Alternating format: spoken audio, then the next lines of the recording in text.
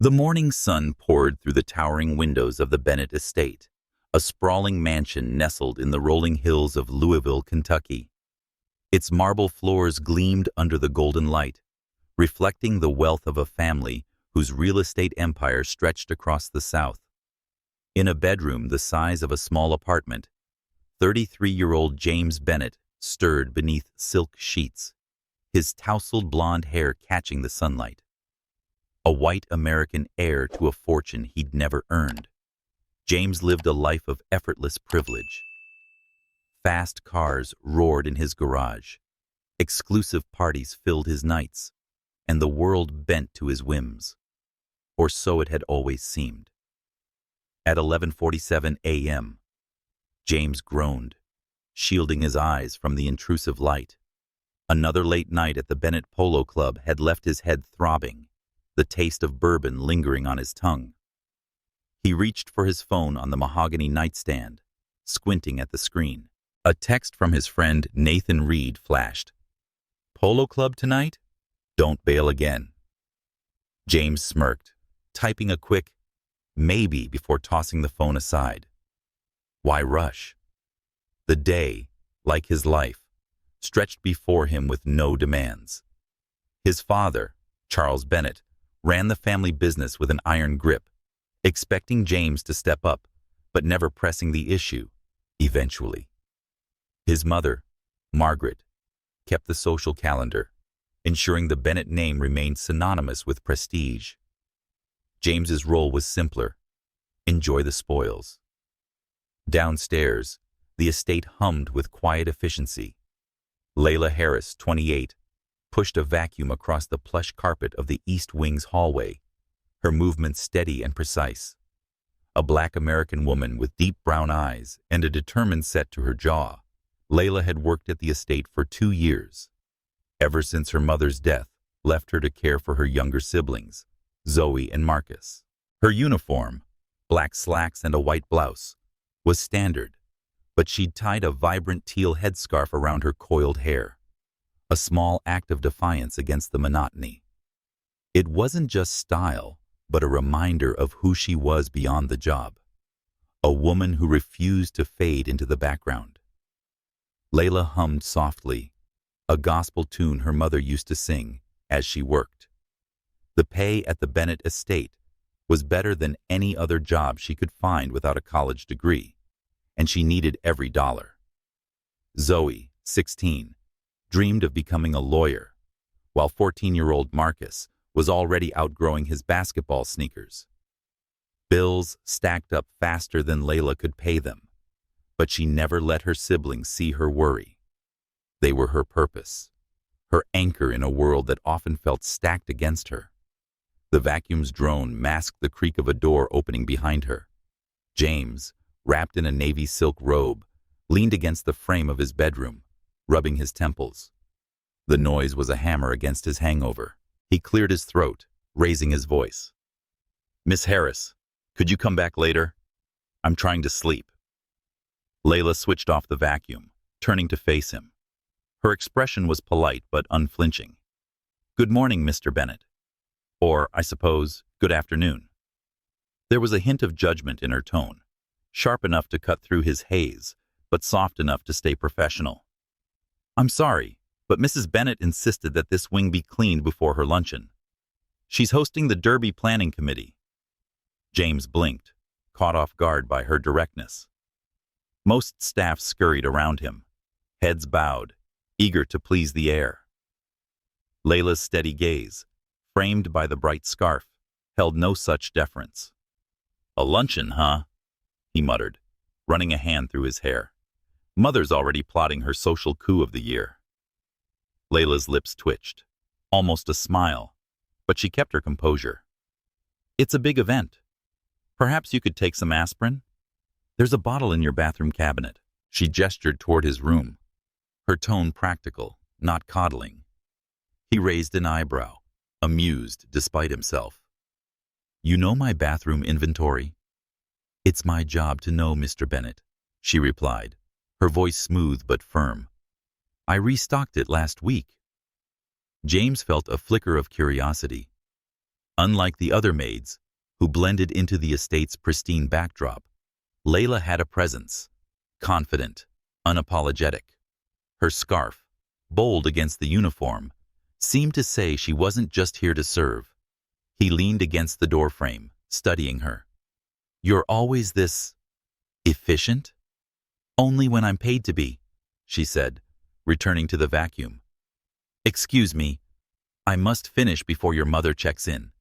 He opened his mouth to retort, but his phone buzzed again. Another text from Nathan. "Bring that new whiskey tonight, and don't be late, princess." James chuckled, pocketing the phone. "Carry on, Miss Harris," he said, mimicking her formality with a mock bow. Returning to his room, he glanced back, watching her restart the vacuum with a grace that made the mundane task look almost deliberate. Layla, unaware of his gaze, focused on her work. She'd seen James Bennett's type before. Charming, entitled, blind to the labor that propped up his world. Yet his brief hesitation, how he'd looked at her, lingered in her mind. Not that it mattered. Men like James lived in a universe apart, where maids were invisible unless they dared to speak. And Layla Harris always dared to speak. James collapsed onto the bed inside his room, the vacuum's hum fading into background noise. He stared at the ceiling, painted with intricate gold leaf, and felt a familiar restlessness. Another day, another party, another round of the same faces, Nathan's smirks, Logan's boasts, Tyler's quiet nods. For a moment, he wondered what Layla Harris did when she wasn't cleaning his house. Did she go to clubs, laugh with friends, dream of something beyond this estate? The thought was fleeting, drowned by the buzz of his phone. Nathan again. "You in or out?" James typed in and hit send, pushing Layla from his mind. After all, she was just the maid, a spark of intrigue in a life that rarely surprised him. But as he drifted toward the shower, the memory of her teal scarf and unflinching eyes lingered, a subtle challenge to the world he'd always known. Outside, the estate's manicured lawns stretched toward the horizon, a testament to the Bennett legacy. Inside, two lives, one gilded, one grounded, had brushed against each other, their paths diverging yet destined to cross again. The Kentucky Derby loomed, a stage where wealth and ambition collided, and a thoughtless wager would soon bind James and Layla in ways neither could imagine. The fluorescent lights of the small apartment buzzed faintly as Layla Harris pushed open the door, her shoulders aching from a long day at the Bennett estate. The scent of microwaved macaroni and cheese greeted her, mingling with the chatter of her siblings in the cramped living room. It was just past 6 p.m., and the Louisville skyline twinkled through the window, a distant reminder of the world beyond their modest home. Layla kicked off her work shoes, her teal headscarf still tied neatly, and said, "I'm home." Zoe, 16, popped her head around the corner, her braids swinging. "Finally!" "Marcus already ate half the mac and cheese, so you better hurry." Her grin was infectious, lighting Layla's fatigue. "Boy, you better have saved me some," Layla teased, stepping into the living room where Marcus, 14, sprawled on the couch, a math textbook on his lap. His lanky frame, already outgrowing the second-hand furniture, made the room feel smaller. He glanced up, smirking. "It's survival of the fittest, Layla. You're late. You lose." She swatted his shoulder playfully, dropping her bag on the worn coffee table. "Keep talking, and you'll be washing dishes for a week." Marcus groaned, but scooted over, making room. Layla sank onto the couch, savoring the familiar chaos of her family. This apartment, 2 bedrooms, peeling paint, and a leaky faucet, was theirs. A sanctuary she'd fought to maintain since their mother's death 2 years ago. Every paycheck from the Bennett estate went to rent, groceries, and Zoe's debate club fees, or Marcus's basketball gear. It wasn't much, but it was enough. "Rough day?" Zoe asked, joining them with a plate of mac and cheese for Layla. Her eyes, sharp and perceptive, studied her sister. Same as always, Layla said, taking the plate. Mrs. Bennett's got the whole place in a frenzy over her derby party. And her son. She trailed off, thinking of James Bennett's hungover drawl and curious stare that morning. Let's just say he's not a morning person. Marcus snorted. Rich folks, man. Bet he's never cleaned a thing in his life. Probably not, Layla agreed, her tone light, but her mind lingering on James's mock bow, how he'd looked at her like she was more than just the maid. She pushed the thought away. Men like him didn't see women like her. Not really. Zoe, ever the romantic, leaned forward. Is he cute, though? Spill the tea. Layla rolled her eyes. Focus on your homework, not my non-existent love life. Zoe giggled, but Marcus's frown deepened, his protective streak showing. Layla changed the subject. How's school? Zoe, are you ready for that debate tournament? Totally, Zoe said, her confidence shining. We're arguing school funding reform. I'm gonna crush it. Her ambition, so like their mother's, warmed Layla's heart. Their mother, a high school teacher, had always dreamed of Zoe arguing in courtrooms. Layla was determined to make that dream real. And you, Marcus? Layla nudged him. You staying out of trouble? Mostly, he mumbled, flipping a page in his textbook. Coach says I've got a shot at varsity next year if I keep my grades up. That's my boy, Layla said, ruffling his hair. He ducked away, grumbling, but his shy smile betrayed his pride. Moments like these made the long hours at the estate worth it.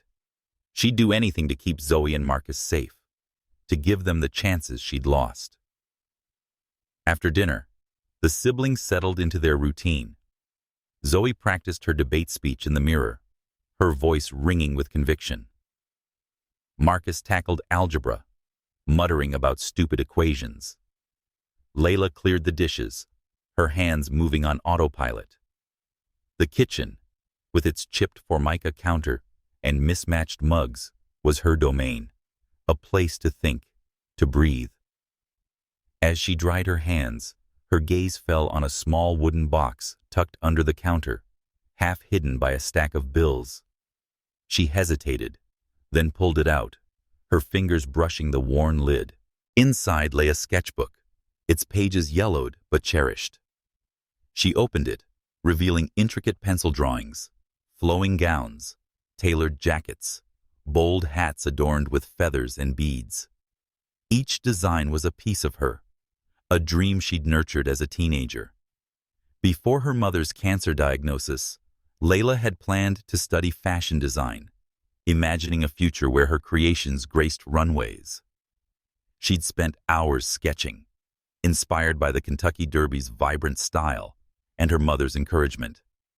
Your hands tell stories, Layla. Don't let them go silent. But life had other plans. Medical bills drained their savings, and after her mother passed, Layla dropped out of community college to work full-time. The sketchbook stayed closed, her dreams buried under responsibility. Tonight, though, something stirred. A flicker of longing sparked by James's fleeting attention, by the memory of who she used to be. Zoe's voice broke her reverie. What's that? She stood in the doorway, curious. Layla snapped the sketchbook shut, but Zoe was too quick. Are those your designs? Oh my gosh, Layla, let me see. It's nothing, Layla said, tucking the book away. Just old doodles. Zoe crossed her arms. Those aren't doodles. They're amazing. Why don't you draw any more? Layla sighed, leaning against the counter. You know why, Zoe. I've got you two to take care of. Dreams don't pay bills. But you're always saying we should chase our dreams, Zoe countered, her voice softening. You're so strong, Layla, but you deserve something. Mom would have wanted that. Layla's throat tightened. Zoe's words echoed their mother's, stirring a mix of guilt and hope. "Maybe someday," she said, forcing a smile. "Right now, my dream is seeing you in a lawyer's suit and Marcus dunking on LeBron." Zoe rolled her eyes but hugged her. "You're impossible, but I'm not giving up on you." As Zoe returned to her speech, Layla glanced at the wooden box. For the first time in years, she wondered if there was room for her dreams alongside her duties. The thought was fleeting, overshadowed by the reality of tomorrow's shift at the estate, where she'd face James Bennett again. Would he look at her the same way, or had she imagined his curiosity? Either way, she'd keep her head high, her scarf bright, her focus on her family. In the quiet of the night, the apartment settled, each sibling lost in their world. Zoe's ambitions, Marcus's equations, Layla's buried sketches. Outside, Louisville pulsed with life, its elite preparing for the Kentucky Derby, a spectacle of wealth and spectacle. Unbeknownst to Layla, her path was about to intersect with that world in ways she couldn't foresee, her strength and dreams tested by a wager born of privilege and pride. The Bennett Polo Club glittered under the afternoon sun, its emerald fields a playground for Louisville's elite. James Bennett lounged at a private table in the club's mahogany-paneled lounge with a glass of bourbon. The air buzzed with laughter and clinking glasses, a familiar backdrop to his life of leisure. Across from him sat his oldest friends, Nathan Reed, Logan Hayes, and Tyler Brooks, sons of tycoons who'd grown up alongside James in boarding schools and yacht parties. Their bond, forged in reckless teenage antics, had weathered years of privilege. But today, a subtle tension simmered beneath their easy banter. With a sharp jawline and a sharper tongue, Nathan leaned back and swirled his drink. "So, James, you bailing on us again tonight? Or is your mother's derby prep keeping you on a leash?" His smirk carried an edge, a jab at James's recent habit of dodging their late-night escapades. James sipped his bourbon, unfazed. Mother's in full queen mode, planning her pre-derby brunch. "I'll survive. You should worry about keeping up with me on the field tomorrow." Logan, broad-shouldered and loud, laughed. "You? On a polo pony? Last time, you nearly fell off chasing a bottle of champagne." The group chuckled, but Nathan's eyes stayed cool, assessing. Tyler, quieter, pushed his glasses up his nose. "Let him be, Nathan. Not everyone's glued to the club scene."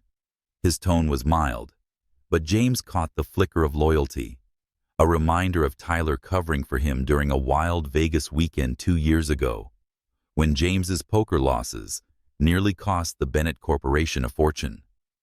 Nathan and Logan had helped too, but their loyalty always came with a price: control.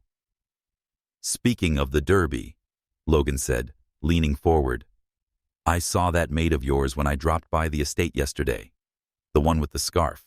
What's her deal?" He grinned, but his words dripped with condescension. James stiffened, picturing Layla's teal headscarf and steady gaze. "Layla Harris? She's good at her job. Works harder than most." Nathan snorted. "Hard work doesn't make her one of us. I saw her polishing silver like it's her life's mission. She's out of place in your world, man." "She's not out of place," James said, his voice sharper than intended. "She's got more backbone than half the people in this room." He regretted the words instantly. Defending a maid was a rare misstep in their circle. Nathan's eyes narrowed, sensing an opportunity. "Backbone? That's cute. Bet she'd crumble in 5 minutes at the Derby, surrounded by our crowd. Fish out of water, guaranteed." Logan leaned in, his grin widening. "Oh, I like where this is going. What's the wager, Nathan? You know James loves a challenge." James felt a spark of irritation mixed with intrigue. Nathan's taunts were nothing new. He'd always pushed James's buttons, resenting any sign of independence. Their friendship was a tangle of loyalty and rivalry, rooted in a night when Nathan had lied to Charles Bennett to save James from the Vegas fallout. Now, Nathan seemed eager to reassert his sway. Tyler shifted uncomfortably. Layla's nice. I talked to her once when she brought coffee to your dad's office. She didn't deserve this. Nice doesn't cut it at the Derby, Nathan said, dismissing Tyler with a wave. Come on, James. Prove she's got what it takes. I bet $5,000 you can't turn that maid into high society material for Millionaire's Row. Dress her up, parade her around, see if she blends in. Logan slapped the table. I'm in for $5,000. She'll trip over her apron strings by the first race. James's jaw tightened. The bet exploited Layla's position cruelly, but the challenge lit a fire in him. He'd noticed her confidence, her refusal to shrink under his gaze. Could she hold her own in his world? The idea was absurd, yet tempting. You're underestimating her, he said, leaning forward. And me. Nathan grinned, sensing victory. Then make it interesting. If she embarrasses herself, which she will, you pay up.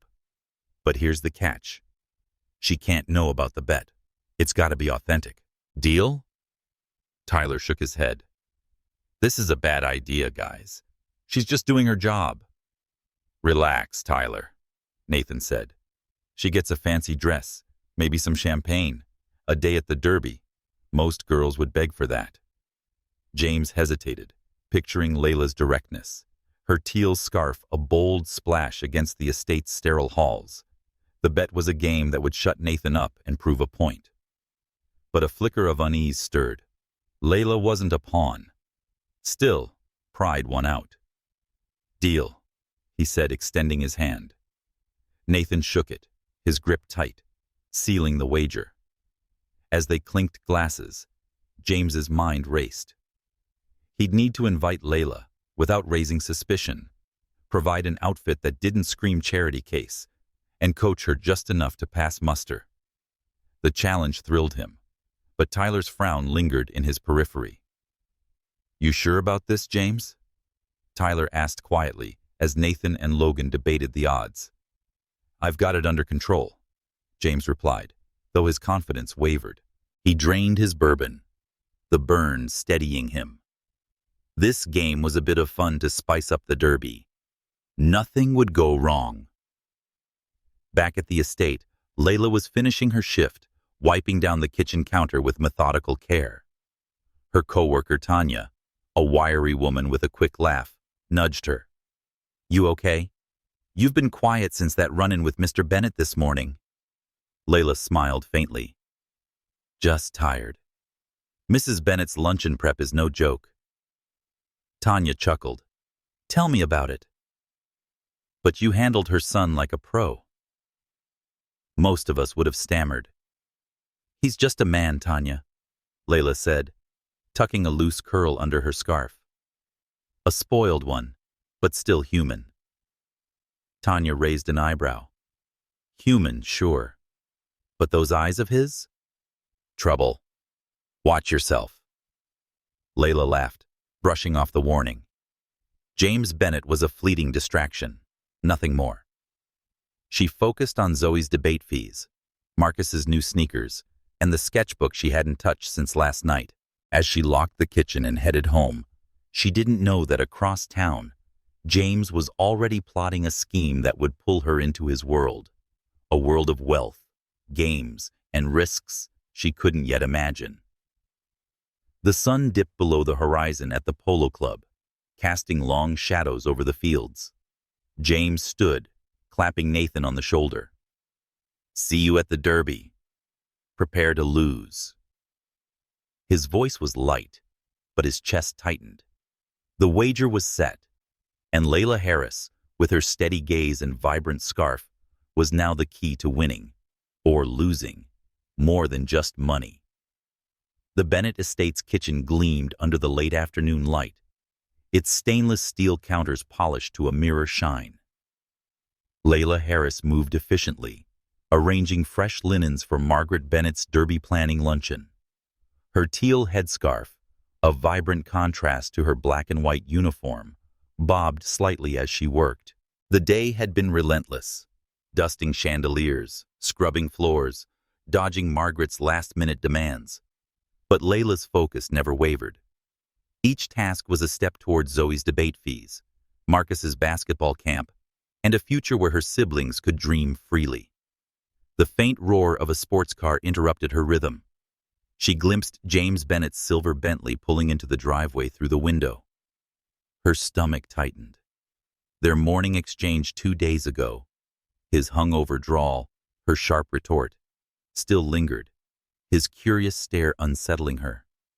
She shook it off, folding a napkin with precision. He was the boss's son, a fleeting annoyance in her carefully ordered world. Footsteps echoed in the hall, and James appeared in the doorway, his tailored blazer and tousled blonde hair at odds with the kitchen's utilitarian calm. "Layla," he said, his voice casual but deliberate. "Got a minute?" She turned, wiping her hands on a cloth, her expression guarded. "Mr. Bennett, I'm finishing up for your mother's luncheon. Is there something you need?" He leaned against the counter, his usual smirk softened by something she couldn't place. Nervousness, maybe? "Actually, yes. I wanted to talk to you about something different." He paused, running a hand through his hair. "The Kentucky Derby's this weekend, as you probably know. Mother's been in overdrive." Layla nodded, her eyes narrowing. "Hard to miss when I'm polishing silver for 100 guests. What's this about?" James shifted, his confidence faltering under her steady gaze. "I find myself needing a companion for the Derby. As my guest, I mean. All expenses paid. Dress, transportation, the works." He flashed a smile, the kind that likely charmed countless socialites. But it felt rehearsed. Layla's brow arched, skepticism sharpening her tone. "Why me? You know dozens of women who'd jump at the chance. Women from your world." She crossed her arms, the napkin still in hand. "What's the catch, Mr. Bennett?" He blinked, caught off guard by her directness. "No catch. You're different. You don't try to impress me or my family. You're real. I find that refreshing." The words sounded sincere, but a flicker of hesitation in his eyes made her wary. "Refreshing," she repeated, her voice flat. "That's a nice word for it. But men like you don't invite maids to the Derby for no reason. So, what's the real play here?" James's smile tightened, but he held her gaze. "I'm asking because I think you'd enjoy the races and atmosphere. One day, I will see what it's like on the other side. No strings." Layla studied him, searching for mockery or deceit. His face was open, almost earnest, but years of navigating the Bennett's world had taught her caution. Wealthy men didn't cross class lines for fun without an agenda. Yet the offer tugged at her, stirring memories of her sketchbook, the Derby-inspired hats she'd once designed. A day among the elite, even as a guest, was a glimpse into a life she'd buried.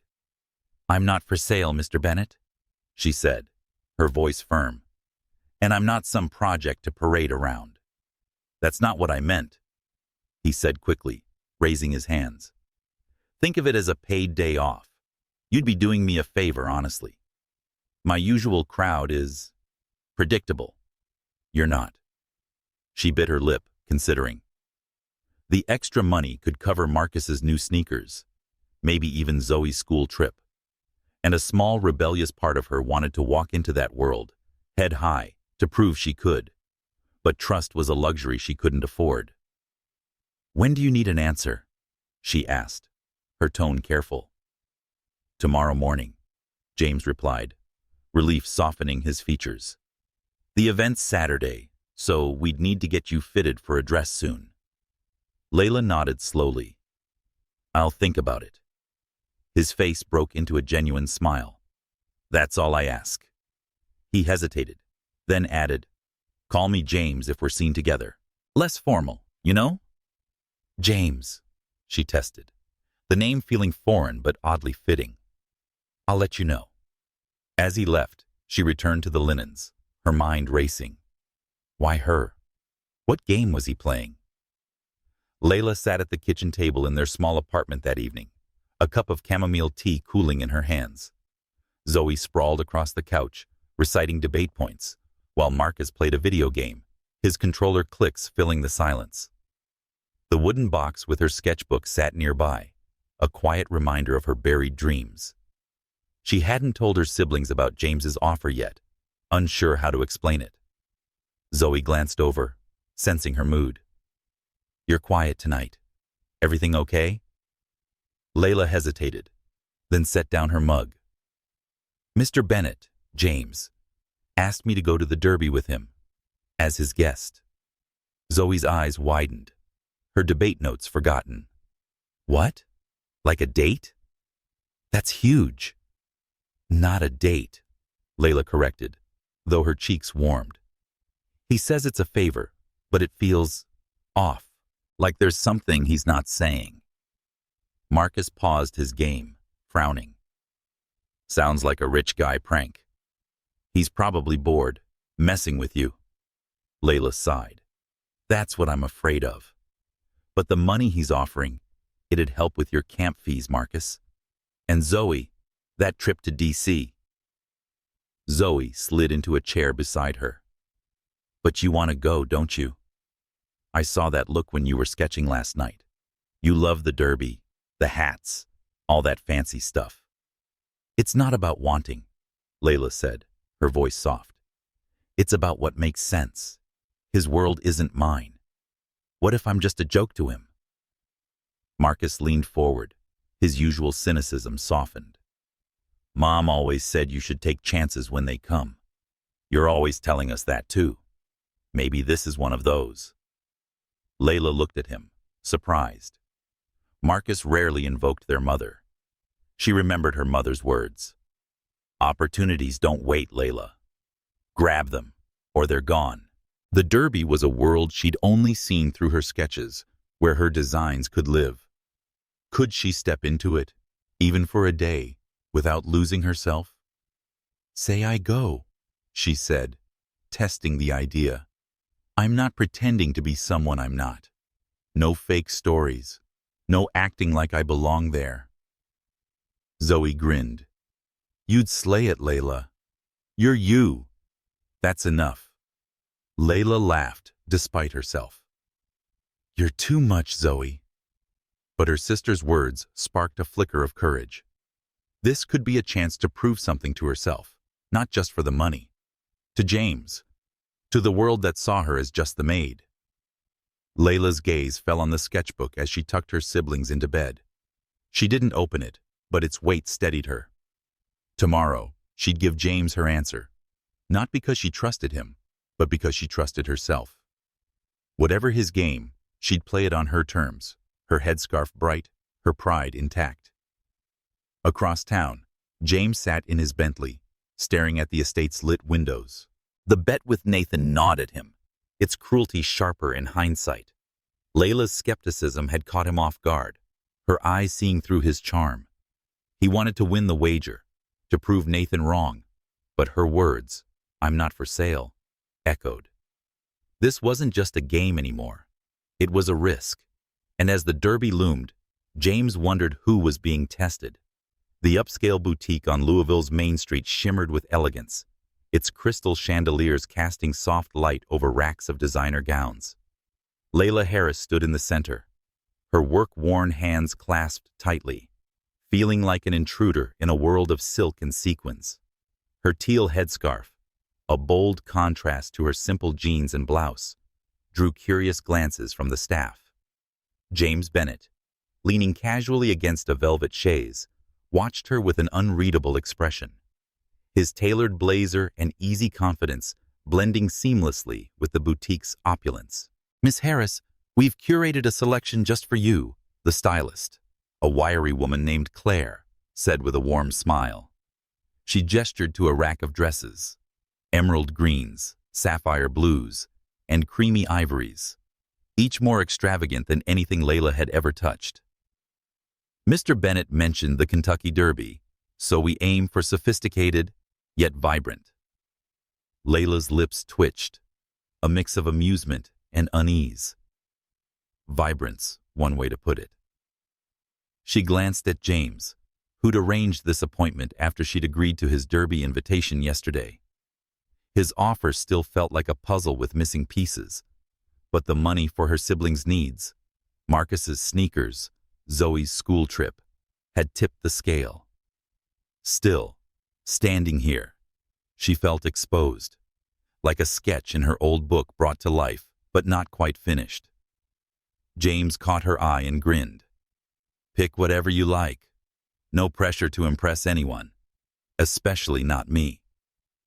His tone was light, but his gaze lingered, as if testing her reaction. She raised an eyebrow.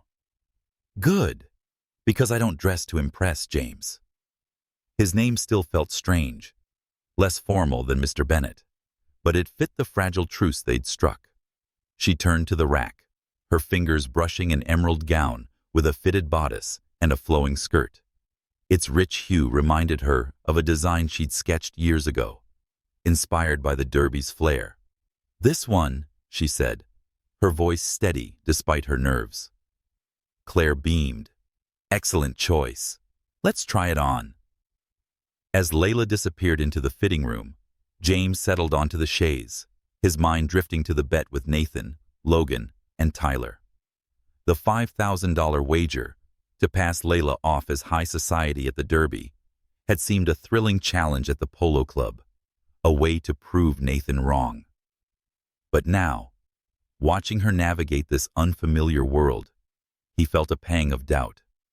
Layla wasn't a pawn, but sharp, unyielding, and absolute. The bet's cruelty gnawed at him, but pride, and Nathan's smug texts, kept him from backing out. Layla slipped into this gown in the fitting room, the fabric cool against her skin. The mirror reflected a woman she barely recognized. Elegant, poised, yet still herself, the headscarf adding a touch of defiance. She adjusted the neckline, remembering her mother's voice. "Your hands tell stories, Layla. Let them shine." She'd dreamed of designing dresses like this, but life had other plans. Today, though, she felt a spark of that old ambition. Could she step into James's world without losing herself? She stepped out, and Claire gasped. "Stunning! It's like it was made for you." Layla smoothed the skirt, her posture confident despite the butterflies in her stomach. James sat up straighter, his breath catching. The gown hugged her curves, its color vibrant against her skin, and her headscarf tied it together with effortless grace. "You look—" He searched for the right word. "Perfect." Layla's cheeks warmed, but she held his gaze. "It's just a dress, James. Don't get carried away." Her tone was teasing, but her eyes searched his, still wary of his motives. He chuckled, standing. "Fair enough. But you're going to turn heads at the Derby. Bet or no?" He stopped, catching himself. Layla's brow furrowed, but before she could question him, Claire whisked her away to try on accessories. A wide-brimmed hat, delicate heels. James cursed under his breath. He'd nearly slipped about the bet, a secret he couldn't let her uncover. Later, at a quiet cafe nearby, James insisted on coaching Layla over coffee. The bet required her to blend in, and he wasn't taking chances. "It's simple stuff," he said, sliding a napkin across the table. "Hold the champagne flute by the stem, not the bowl. Use the outer fork first for salads. And don't let the old society ladies intimidate you. They're all bluff." Layla sipped her coffee, unimpressed. "I've served those ladies for 2 years. I know their tricks." She leaned forward, her voice low. "But I meant what I said, James. I'm not pretending to be someone I'm not. If I go, I'm Layla Harris, Maid, not some made-up heiress." He nodded, admiring her resolve. "Got it. Just be you." That's more than enough. His sincerity surprised him, stirring unease about the bet. To shift the mood, he asked, "Ever been to the Derby?" "Not as staff, I mean." She hesitated, then softened. "Not really. But as a kid, I'd watch it on TV, sketching crazy hats with feathers and ribbons. I wanted to design them someday." Her eyes lit up, then dimmed. That was before everything. James leaned closer, intrigued. "You design? Like clothes?" Her nod was reluctant, but he pressed. "You should show me sometime." "I bet you're good." "Maybe," she said, deflecting with a smile. "But I'm here for the Derby, not a portfolio review." She stood, signaling the end of the conversation. "I need to get home to Zoe and Marcus. Thanks for the dress." He walked her to her bus stop, and the evening air was cool. "I'll pick you up tomorrow for a final fitting," he said. "And Layla?" "Thanks for saying yes." She met his gaze, her expression unreadable. "Don't make me regret it, James." As her bus pulled away, he felt a weight settle in his chest. The bet was a game, but her trust was absolute, and he risked it. At the polo club, Nathan's text buzzed James's phone. "Heard you're playing dress up with the Maid. She'll flop by race 1. Ready to pay up?" James's jaw clenched. Nathan's taunts, rooted in years of rivalry, stung more than usual. He typed back, "You'll see." But as he drove home, Layla's words, "I'm not pretending," echoed. The Derby was 2 days away, and the line between winning a bet and losing something real was growing blurry. Layla tucked her sketchbook under the counter at her apartment, Zoe's voice drifting from the living room. "You're gonna slay at the Derby, Layla," she called. Layla smiled, but her mind churned. James's offer was a chance, but his hesitation at the boutique lingered. Was this a favor or something else? As she prepared for bed, she resolved to face the Derby on her terms, her dreams close, her guard closer. The elite world awaited, with it, a test neither she nor James was fully prepared for. Churchill Downs buzzed with anticipation, its grandstands a kaleidoscope of colorful dresses and extravagant hats under a flawless May sky. Layla Harris stepped from James Bennett's silver Bentley, her emerald gown catching the sunlight, its flowing skirt swaying with each confident stride. The wide-brimmed hat, adorned with a simple white ribbon, framed her face, her teal headscarf subtly woven into the ensemble. She felt the weight of curious stares, some admiring, some judgmental, but held her chin high, her poise a quiet defiance against the elite world she'd entered. In a tailored light gray suit, James offered his arm, his usual smirk replaced by a genuine smile. "Ready for this?"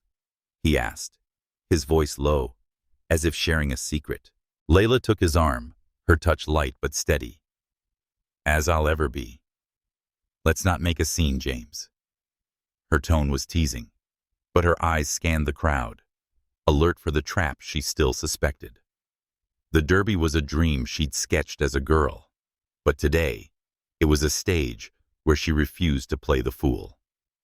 They wove through the throng, the air thick with mint juleps and murmured bets. James guided her toward Millionaire's Row, his hand resting lightly on her back, a protective and possessive gesture. Layla's pulse quickened, not from the touch, but from the realization of where she stood, among Louisville's elite, no longer invisible. She straightened, her mother's words echoing. "Your hands tell stories, Layla. Let them shine." "James, over here." Nathan Reed's voice cut through the chatter. James tensed, his hand dropping as he spotted his friends near the betting windows, drinks in hand. Nathan, Logan Hayes, and Tyler Brooks stood in a loose circle, their tailored suits and smug grins marking them as fixtures of this world. Layla sensed the shift in James's posture, a flicker of unease he quickly masked. Gentlemen, James greeted, his tone smooth but guarded. Meet Layla Harris. Layla, these are my friends. Nathan Reed, Logan Hayes, Tyler Brooks. He gestured to each, his eyes flicking to Nathan, who'd proposed the $5,000 bet to pass Layla off as high society without her knowledge. Layla extended her hand, her smile polite but sharp. A pleasure. Her voice carried a confidence that made Nathan's eyes widen, his smirk faltering. She'd served men like him for years, watched their dismissive glances, overheard their casual slights.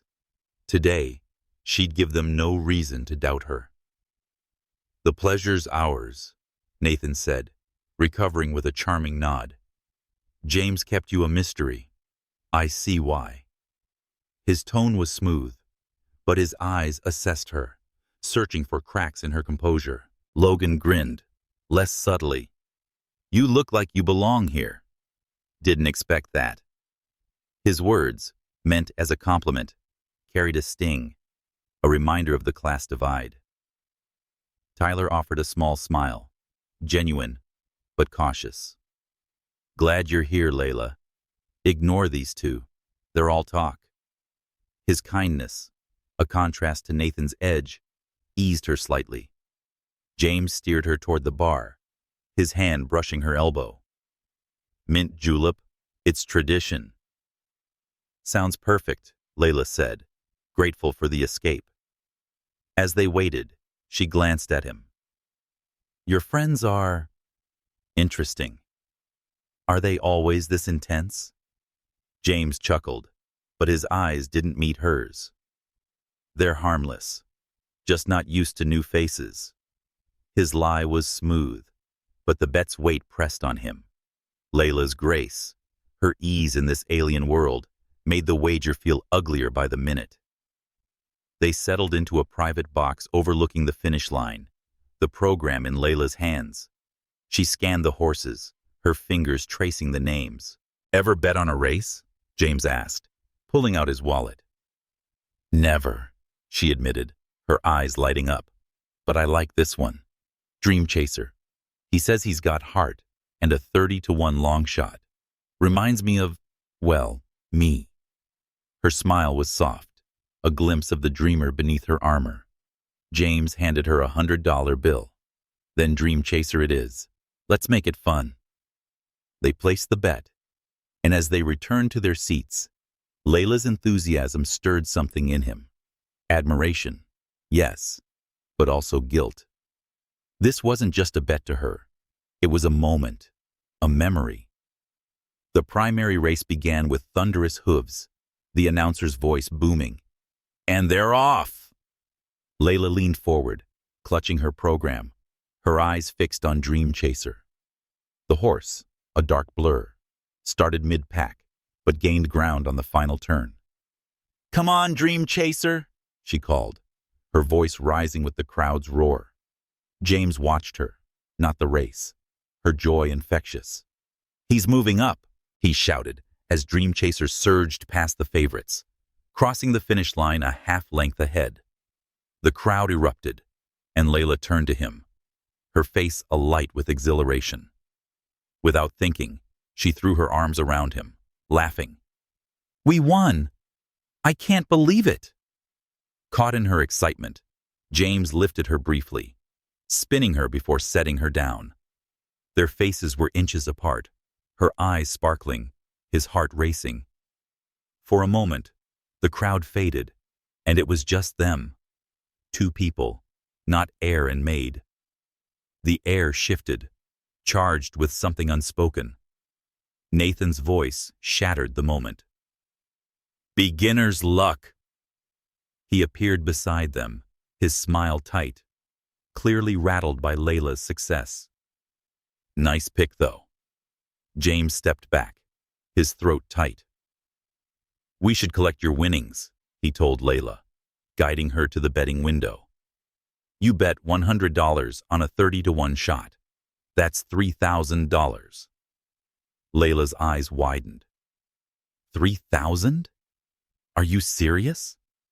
Her laughter was disbelieving, her joy unfiltered. "That's insane."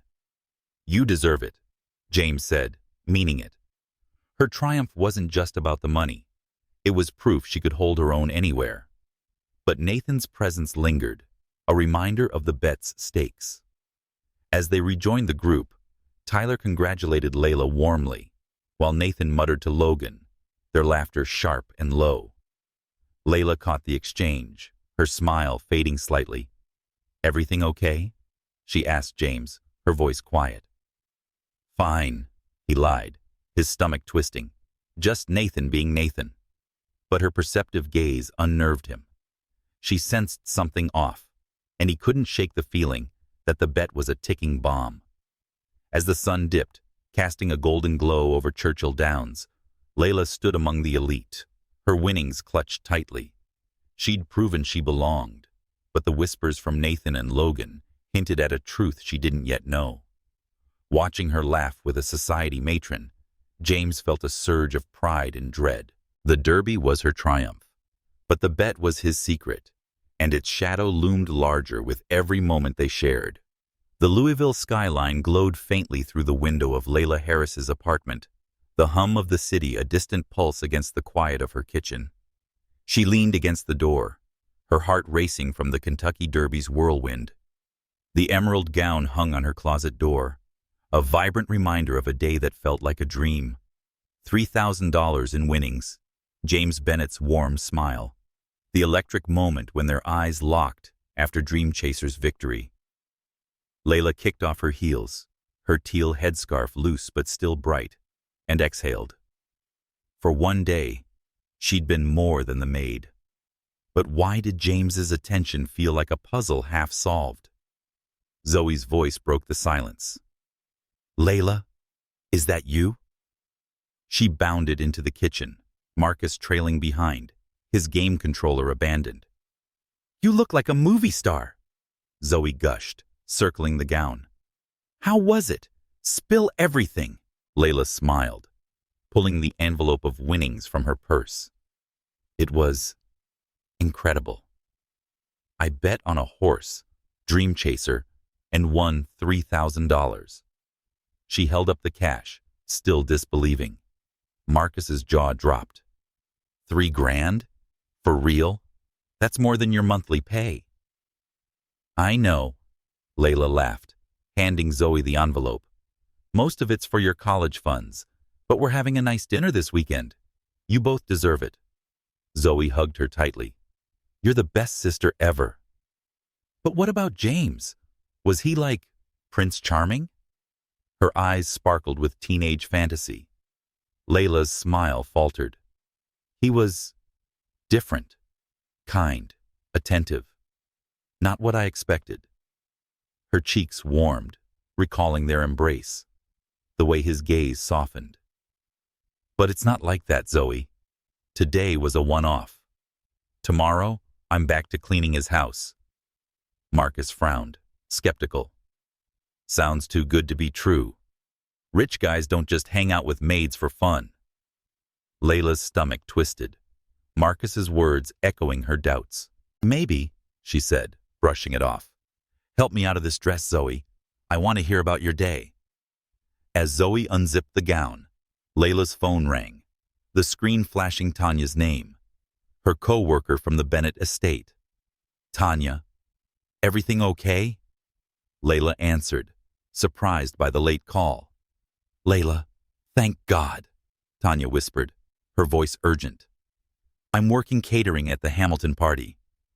You need to know something. I overheard James's friends, Nathan, I think, talking about a bet." Layla's heart stopped. "What kind of bet?" Her voice was steady, but her grip on the phone tightened. "They bet James $5,000 he couldn't make you fit in at the Derby.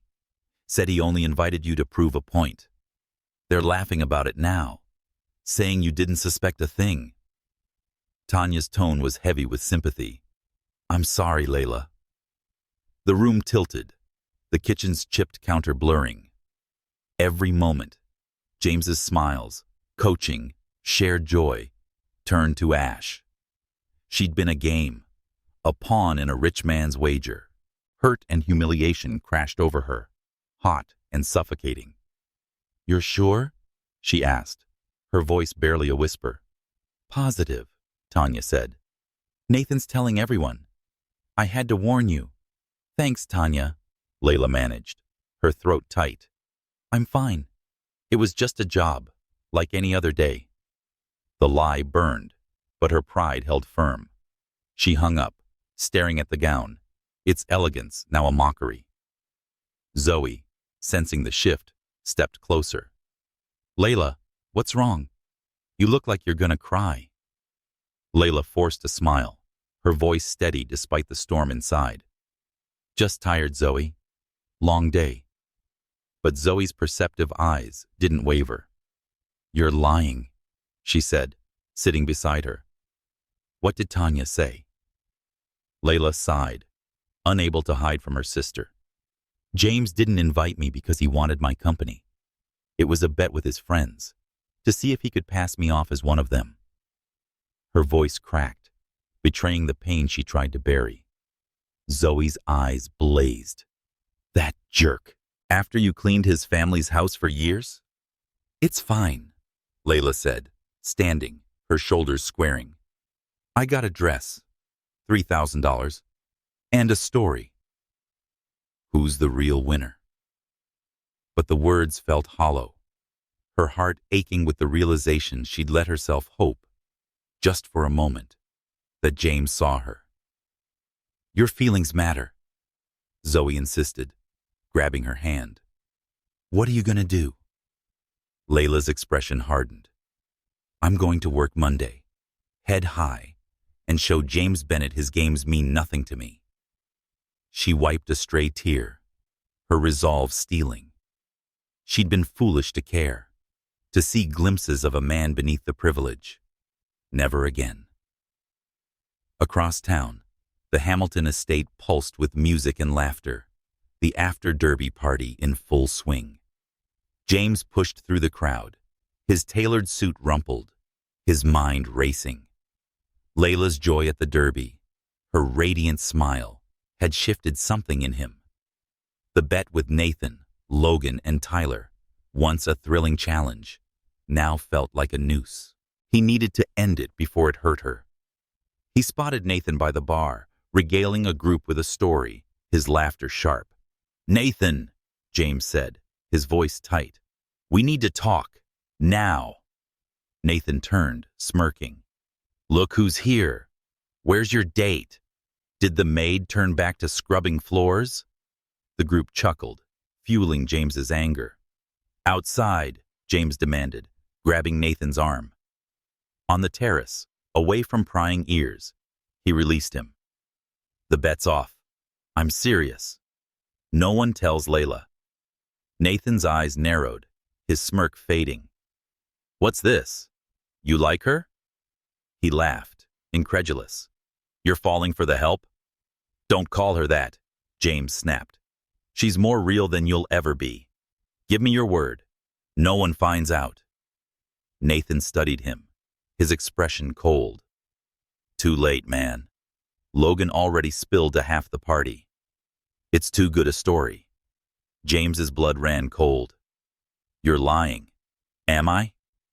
Nathan shrugged, sipping his drink. "Go home, James. Sleep it off. You'll remember who your real friends are." James's phone buzzed. Another missed call to Layla, straight to voicemail. "Layla, it's James. Please call me back. I need to explain." His voice cracked, dread settling in. If she knew, he'd lose her trust forever. He drove to the estate, mind racing with ways to fix this, but a voice whispered that some betrayals ran too deep. Layla sat on her bed at her apartment, the gown a silent accusation. Tears fell, hot and bitter, but she wiped them away. She'd face James Monday, her pride intact, her heart guarded. The derby had been her triumph, but the bet was his game, and she'd never be his pawn again. The Bennett estate loomed in the gray dawn, its marble facade cold and unyielding against the drizzle blanketing Louisville. James Bennett stood in the kitchen, a mug of coffee untouched, his tailored shirt wrinkled from a sleepless night. Layla Harris's voicemail, unanswered despite 3 calls, echoed in his mind, her silence louder than any rebuke. The $5,000 bet with Nathan Reed, Logan Hayes, and Tyler Brooks, meant to prove Layla could pass as high society at the Kentucky Derby, had unraveled at the Hamilton party last night. Nathan's smug admission that the secret was out twisted James's gut. Layla knew, and the shame of his thoughtless wager burned hotter than he'd expected. Footsteps broke his reverie. Margaret Bennett swept in, her silver-streaked hair immaculate despite the early hour. "James, you're up," she said, surprise lacing her tone. "I trust the Derby was eventful?"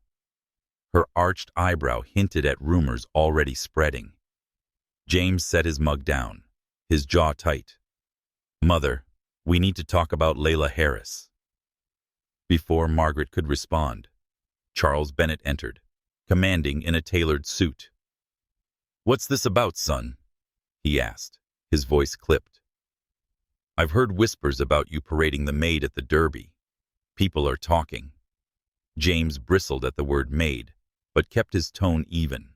"Her name's Layla, and I invited her as my guest. She held her own, better than most of your friends." Margaret's lips pursed.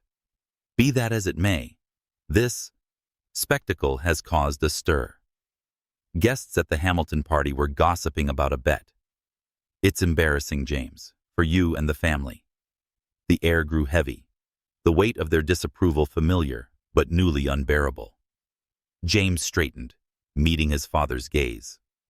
The bet was a mistake, a stupid game with Nathan and the others.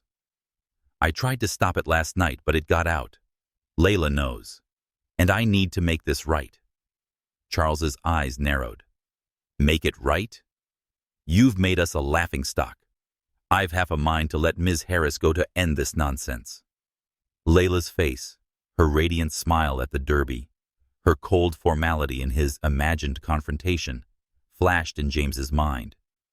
"You can't fire her," he said, his voice rising. "She needs this job for her siblings. This mess is on me, not her." Margaret exchanged a glance with Charles, her tone softening but firm. "James, her presence creates an awkward dynamic. We're considering a generous severance package and a reference. She'll find another position." "No," James snapped, surprising himself. "If you fire Layla, I'm done. I'll walk away from the estate, the company, and legacy." His words hung in the air, a line drawn he hadn't known he'd cross. Charles's eyebrows shot up. "You'd throw away your inheritance for a maid?" "Her name is Layla," James said, his voice steady. "And yes, she doesn't deserve to pay for my mistake. I've drifted through life, taking the easy path, but this, standing up for her, feels right." Margaret studied him, her expression unreadable. "You're serious?" "Completely," James said. "I hurt someone worth more than all our deals combined. I won't let you punish her for it." Charles's face hardened, but after a long moment he sighed. "Very well. Ms. Harris stays. But resolve this, James, without further damage to our name." James nodded, relief tempered by dread. He'd saved Layla's job, but her trust was another matter. As his parents left, he sank into a chair, the kitchen's sterile gleam mocking his turmoil. Outside, society's whispers were spreading, snide comments at the polo club, veiled jabs in charity circles. A local gossip blog had already posted, "Bennett airs Derby stunt, Maid or Muse." The scrutiny, laced with class and unspoken bias, stung, but James focused on Layla. He had to face her. Layla prepared for work at her apartment, her teal headscarf tied with deliberate care. The $3,000 from Dream Chaser sat in a savings account for Zoe and Marcus, a small victory against the betrayal's sting. Zoe, brushing her braids, watched her sister. "You're going back there? After what James did?" Layla adjusted her uniform, her voice calm but resolute. "It's my job, Zoe. I won't let his games take that from me." Her pride, forged through years of sacrifice, was her armor. She'd faced James with the same strength she'd shown at the Derby, even if her heart ached at his deception. Marcus, lacing his sneakers, looked up. "If he says anything stupid, tell him to shove it." Layla laughed, a brief release. "Noted, Marcus." But as she rode the bus to the estate, her resolve wavered. She'd seen glimpses of kindness in James. His laugh, his encouragement at the betting window. Had it all been a lie? At 7:30 a.m., Layla entered the estate's kitchen, expecting its quiet routine. Instead, James stood by the counter, his eyes bloodshot, his posture tense. "Layla," he said, stepping forward. "I've been trying to reach you." "Mr. Bennett," she replied, her voice icy, reverting to formality. "I don't take personal calls during work hours. Was there something you needed?" Her tone was a wall, built to protect the hurt beneath. "Please, I need to explain the bet," he said, his voice raw. "It was a stupid mistake." "There's nothing to explain," she cut in, moving to the coffee machine, her movements precise. "You bet your friends you could make me look like I belonged at the Derby. You won. Congratulations." Her words were sharp, each a jab at the trust she'd dared to offer. "It wasn't like that," James insisted, stepping closer. "Yes, it started as a bet. But that day with you, it was real. The most real thing I've ever felt." Layla turned, her eyes blazing. "Real? You played me, James. I was a game to you and your friends, something to laugh about at your fancy parties." Her voice trembled, betraying her pain. Tanya heard them. "It's done." James winced, her words cutting deeper than Nathan's taunts. "I went to the Hamilton party to end it, to keep it from you. I'm sorry, Layla. I never meant to hurt you." "Too late," she said, her voice steady again. "If you'll excuse me, I have work to do." She brushed past him, her head high, her scarf a bright defiance against the estate's cold walls. James stood frozen, helpless. His charm, his wealth, none of it could undo this.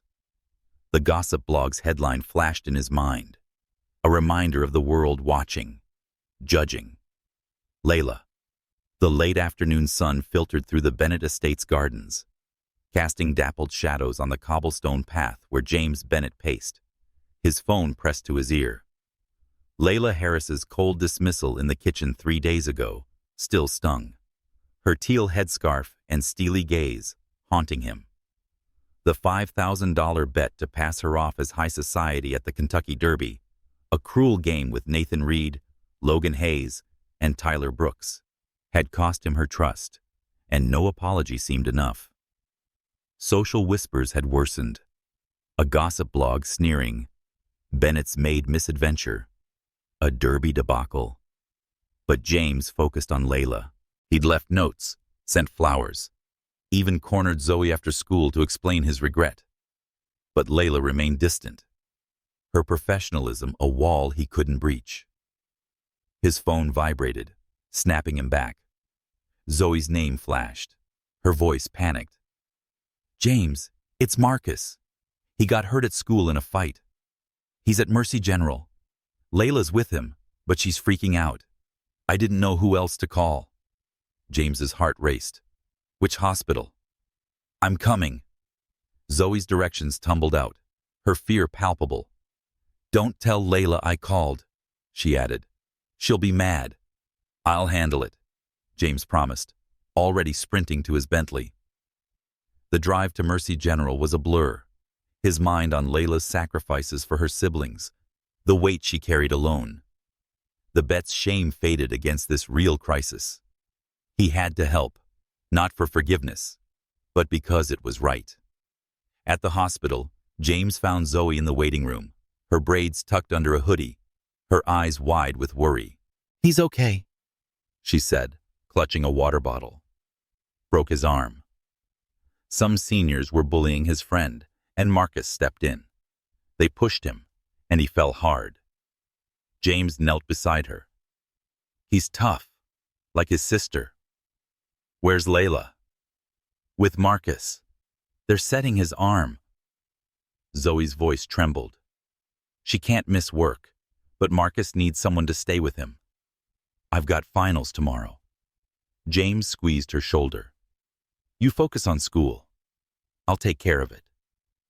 Zoe nodded, relief softening her face. 30 minutes later, Layla emerged from the exam room, her uniform rumpled, her teal headscarf slightly askew. Her eyes widened at James, then narrowed. "What are you doing here?" Her voice was sharp, exhaustion fraying her composure. "Zoe called," James admitted, standing. She was scared. "I wanted to help." Layla's jaw tightened, anger flashing. "I told her not to involve you." Before she could say more, a nurse approached with discharge papers. "Marcus needs rest for 48 hours, the nurse said. "Someone should monitor him for concussion symptoms." Layla's face fell. "I have work tomorrow. I can't get time off this fast." Her voice cracked, vulnerability slipping through her armor. "You can," James said firmly. "You have the week off, with pay. I spoke to Mother, and she insists you take the time." It was half true.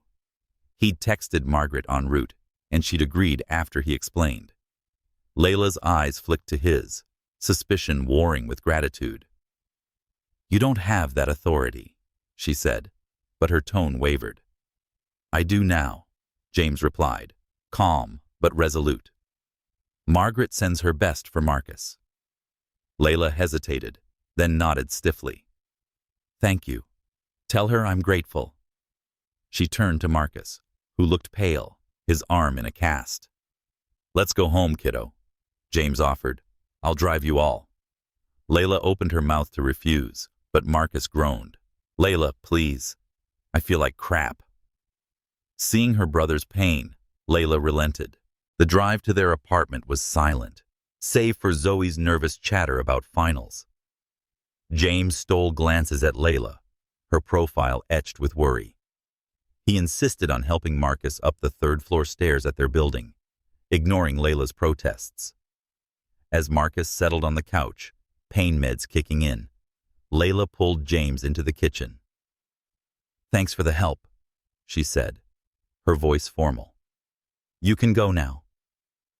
James looked at her tired eyes, worried lines, and teal scarf, which was still defiant, and made a choice.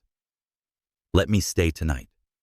You're exhausted, and the nurse said Marcus needs checking every few hours. You don't have to do this alone. We'll manage," Layla said, but her shoulders slumped, betraying her fatigue. "I know you can," James said softly, "but let me help. Not as a grand gesture, just as someone who cares." His sincerity, raw and unpolished, reached her. After a long pause, Layla nodded. "Fine. Wake me in 4 hours." She vanished into her bedroom, leaving James with a sleeping Marcus and a relieved Zoe. "Thanks for staying," Zoe whispered. "She won't say it, but she needs this." She retreated to study, leaving James in the small living room. The clean but worn apartment filled with family photos spoke of Layla's love and struggle. A framed picture showed a younger Layla with her mother, laughing, her mother's eyes mirrored in her strength. James's chest tightened. This was her world, far from his estate. He was an outsider earning a fragile place. James or Layla checked Marcus every 4 hours, ensuring he was responsive.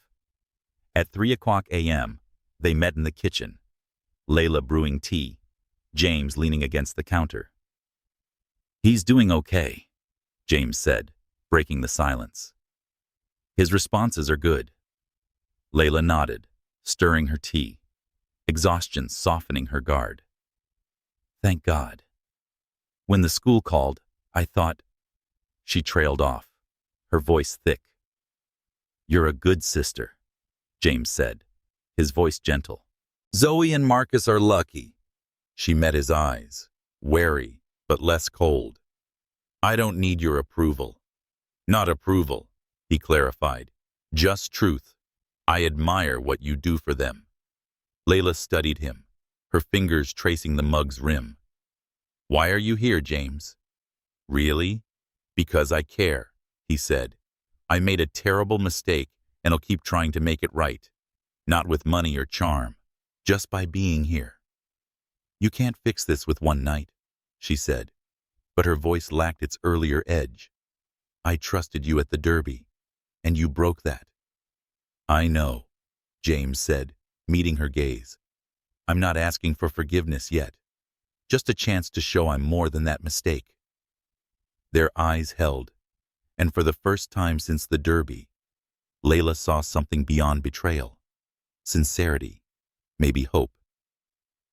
"Get some sleep," she said finally. "I'll take the next check." As she left, James exhaled, a flicker of progress warming him. The apartment's quiet hum, Zoe's soft snores, Marcus's steady breathing, grounded him. He'd glimpsed Layla's world, her strength, and it humbled him. The bet's fallout still loomed, but he'd earned a step toward trust tonight. Outside, Louisville slept, unaware of the fragile bridge forming between two worlds. Layla, in her room, touched her sketchbook. Its weight is a reminder of dreams she might reclaim. James's presence lingered, a question she wasn't ready to answer, but the crisis had cracked her defenses, hinting at a connection neither could yet name. The Bennett estate's drawing room glowed softly in the morning light, its velvet drapes framing a view of manicured gardens. Layla Harris stood at the threshold, her teal headscarf a vibrant contrast to her crisp uniform, her hands clasped to steady her nerves. 3 days after Marcus's hospital scare, her life had settled into a tense routine. Work at the estate, caring for her brother, avoiding James Bennett's earnest attempts to reconnect. His help during the crisis had cracked her defenses, but the sting of his Derby bet lingered, a wound her pride wouldn't let heal. Now, Margaret Bennett's summons to the drawing room felt like a storm brewing. "Mrs. Bennett," Layla said, knocking lightly, "you wanted to see me?" Sitting at an antique writing desk, Margaret looked up, her silver-streaked hair impeccable. "Layla, please sit." Her tone, usually commanding, was gentle, catching Layla off guard. She sat, her posture rigid, expecting a reprimand for the Derby gossip still rippling through Louisville's elite circles. A blog post had dubbed it, "The Bennett Blunder." "I've been observing you," Margaret began, her eyes sharp but kind. "Your dedication to your siblings, your grace at the Derby despite unfortunate circumstances. I owe you an apology." Layla's breath caught, but Margaret continued. "I've treated you as just staff, not someone with dreams and responsibilities. My son's actions were inexcusable, but they opened my eyes. You belong anywhere you choose to stand." Layla's fingers tightened on her lap, the words validating and disorienting. "Mrs. Bennett, that's not necessary. Please, let me finish," Margaret said, reaching into her desk. She pulled out an envelope, its crisp edges gleaming. "The Bennett Foundation offers educational scholarships annually. I want to provide you with one of the online fashion design courses so that you can work and care for your siblings. Eventually, a full college degree, if you wish." Layla stared at the envelope, her heart pounding. Fashion design, her buried dream, sketched in secret since her mother's death. suddenly felt within reach. Tears pricked her eyes, but she blinked them back. "Why me?" she asked, her voice barely above a whisper. Margaret's face softened. "Because you've shown intelligence and potential that shouldn't be wasted. And frankly, because James sees something in you. I'm starting to see it too." The mention of James stirred a mix of warmth and wariness. Layla took the envelope, her hands trembling. "I don't know what to say." "Say you'll consider it," Margaret said with a rare smile. "That's all I ask." Layla nodded, clutching the envelope as she left the drawing room. Her mind spun. A college education, a chance to revive her sketches, to become more than the maid. But could she balance it with work, with Zoe and Marcus? And what did James have to do with this? Outside, she nearly collided with James, his blazer slightly askew, his eyes bright with urgency. "Whoa, careful," he said, steadying her with a hand on her arm. "You okay? You look stunned." "Your mother just offered me a scholarship," Layla blurted, still processing. "For fashion design. Online courses, maybe college later." James's face lit up, his smile genuine. "That's incredible, Layla. Will you take it?" "I don't know," she admitted, her joy tempered by practicality.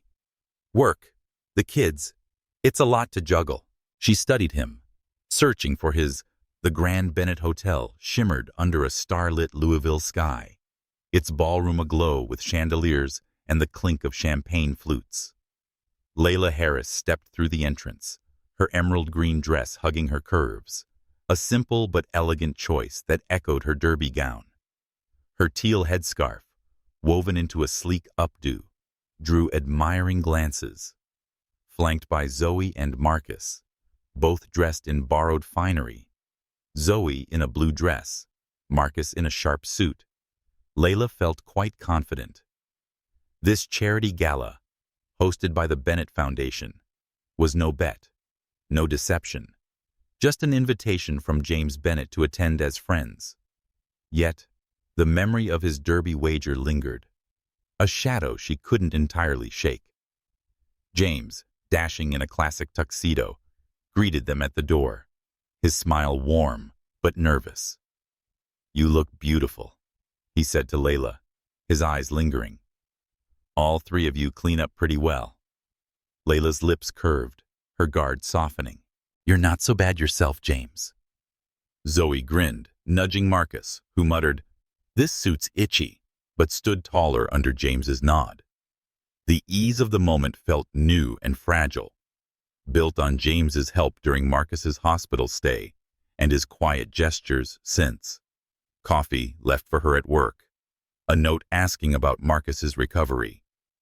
They entered the ballroom, where Louisville's elite mingled in a sea of designer gowns and tailored suits. Margaret and Charles Bennett stood near the entrance, their presence commanding.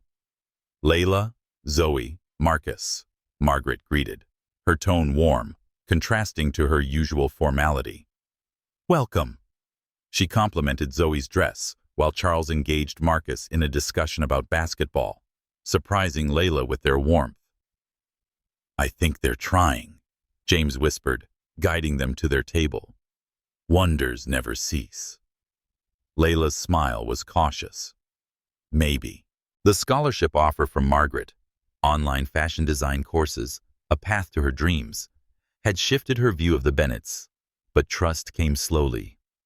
Tonight, she was here for Zoe and Marcus, to show them a world beyond their small apartment, and perhaps to test her own heart.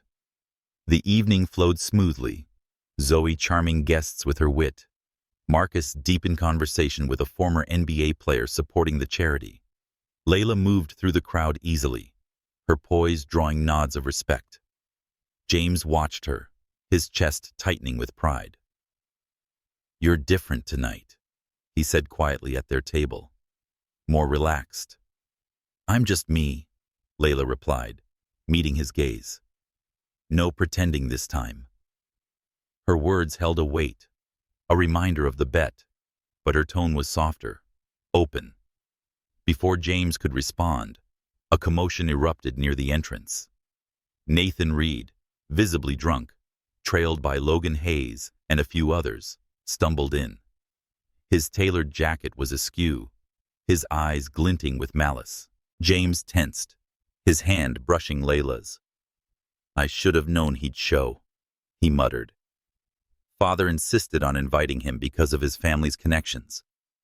"It's fine," Layla said, though her pulse quickened. Nathan's cruel laughter at the derby still echoed, his role in the bet a fresh wound. Nathan made his way through the crowd, his charm exaggerated, until he reached their table. "James and the lovely Ms. Harris," he slurred, his smile venomous. "The heir and the maid, together again. Touching." James's voice was cold. "Nathan, if you can't be civil, move on." "Oh, I'm civil," Nathan said, pulling up a chair uninvited. "Just looking out for you." His gaze flicked to Layla, dismissive. "I've been digging into the Bennett Corporation's finances. Fascinating stuff." He leaned closer, voice low. "Irregularities that could interest the SEC. Unless you end this. Distraction and return to your place." James went still. "You're threatening me?" "A choice," Nathan corrected, his tone silky. "Drop the maid, and these documents stay buried. Continue this embarrassment and—" He spread his hands, feigning regret. Layla stood, her voice cutting through the tension. "I'm not a distraction, Nathan, nor a maid tonight. I belong here, same as you, maybe more, since I don't need to blackmail anyone to prove it." Her eyes blazed, her headscarf a defiant crown. The table fell silent, guests nearby turning to watch. Nathan's smirk faltered, but he recovered. Bold words for someone who cleans houses. James rose, his hand protective over Layla's. "Enough. Whatever you have, Nathan, do your worst. I'm done with your games." He turned to the crowd, his voice steady. "Layla's worth more than any legacy, and I'd choose her 1,000 times over." Gasps rippled through the room. Layla's breath caught, her heart racing at his words. Nathan's face twisted. "You're throwing it all away for her? Your father threatened to cut you off. No inheritance, no trust fund." Charles, pale, stepped forward. "Nathan, that's enough," he said, but his voice shook. Layla glanced at James, stunned. "Is that true?" she asked quietly. James nodded, his eyes never leaving hers. "Father thought he was protecting me. He was wrong." Margaret moved swiftly, her face icy. "Mr. Reed, you will leave my hotel now, or security will escort you." Her voice was steel, and when Nathan hesitated, she stepped closer, her hand connecting with his cheek in a sharp slap. "And tell your parents the Bennetts are done with Reed Industries." Nathan clutched his cheek, shock silencing him. "Our families have been partners for decades," he stammered. "Watch me," Margaret said coolly, taking the folder from his hand. Security closed in, escorting Nathan and Logan out as whispers erupted. Charles approached, his expression grave. "James, I did threaten to disinherit you. I thought it was best for the family." James's gaze softened, almost pitying. "You don't get it, Father. Some things matter more than money." He glanced at Layla, who stood frozen, Zoe and Marcus at her side, their eyes wide. The room buzzed with murmurs, some admiring, others critical. A society matron muttered, "Scandalous," but Layla didn't flinch. She'd faced judgment before and stood taller now, her presence undeniable. James led Layla to the terrace as the gala resumed, the night air cool.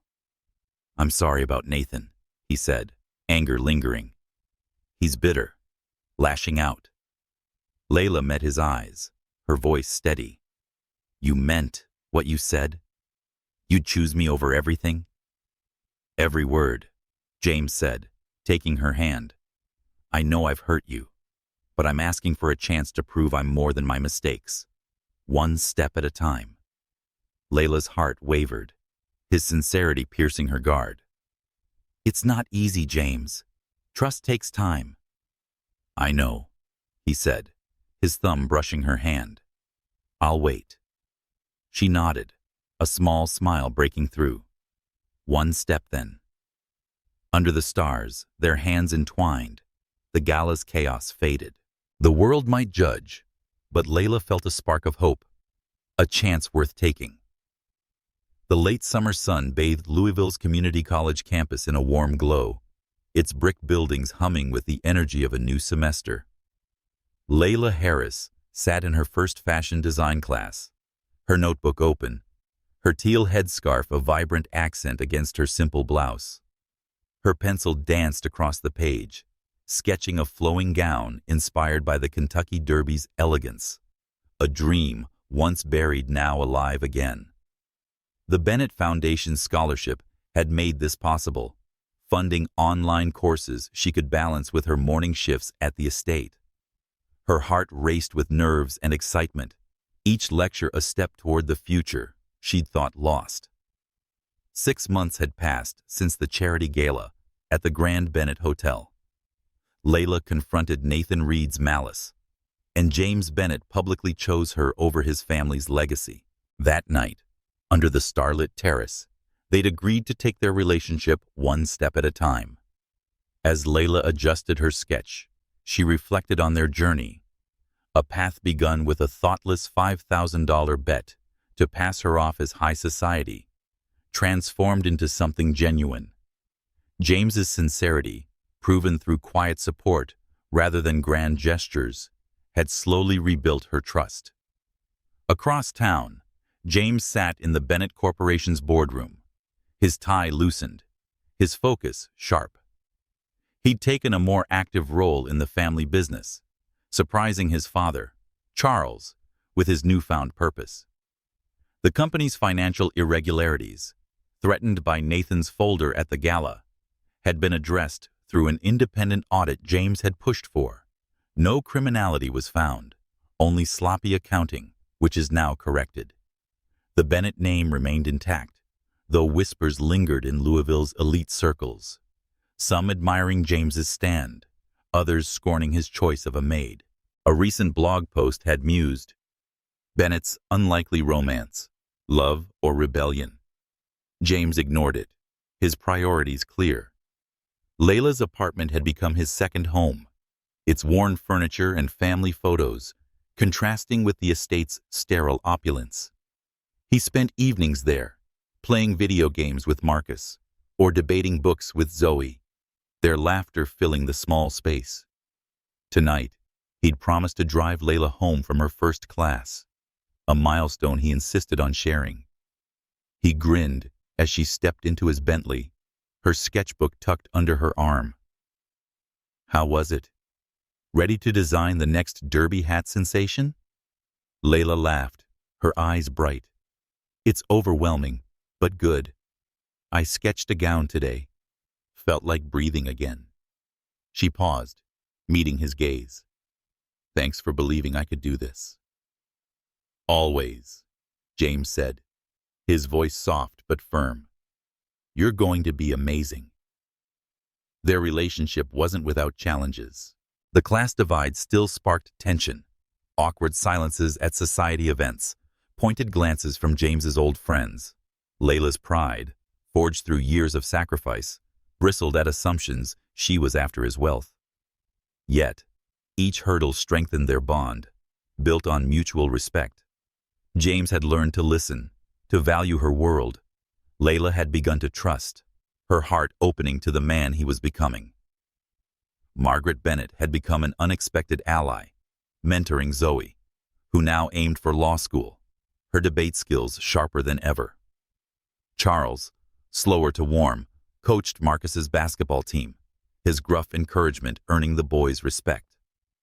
Tanya, Layla's co-worker, had enrolled in community college, inspired by Layla's courage. You showed me I could aim higher. Tanya had said, hugging her at a recent shift. Their arcs wove into Layla's story, a testament to her quiet influence. Humbled by his family's severed ties with the Bennetts, Nathan Reed had relocated to manage a property in London, a move rumored to be his parents' quiet exile. The Bennetts and Reeds maintained a civil distance, their former partnership a casualty of Nathan's malice. James felt no regret. His old life, tethered to Nathan's games, no longer fit. Layla's sketches were gaining notice, one professor praising her bold, authentic voice. As she sat with Zoe one evening, designing a derby hat for her sister's prom, she reflected on the journey. The bet had made her a pawn, a maid dressed up for amusement. But she'd emerged as James's equal, her strength and dreams reshaping his world as much as he'd entered hers. Their story wasn't a fairy tale, too messy, too real, but that made it valuable. "Ready for class tomorrow?" James asked, pulling up to her apartment. His hand rested on hers, a quiet promise. "As ready as I'll be," Layla said, squeezing his hand. "Thanks for the ride and everything else." He leaned over, kissing her softly. Always. The kiss held hope, a gamble they'd both chosen. As Layla walked to her building, she glanced back, James's silhouette steady in the car's glow. From a bet to a bond, their path had been unlikely, fraught with pain and growth. Yet, as she stepped into her apartment, Zoe's laughter and Marcus's game echoing, she knew some risks. Trusting a heart, chasing a dream, were worth taking. Love, like a 30-to-1 long shot, could defy the odds.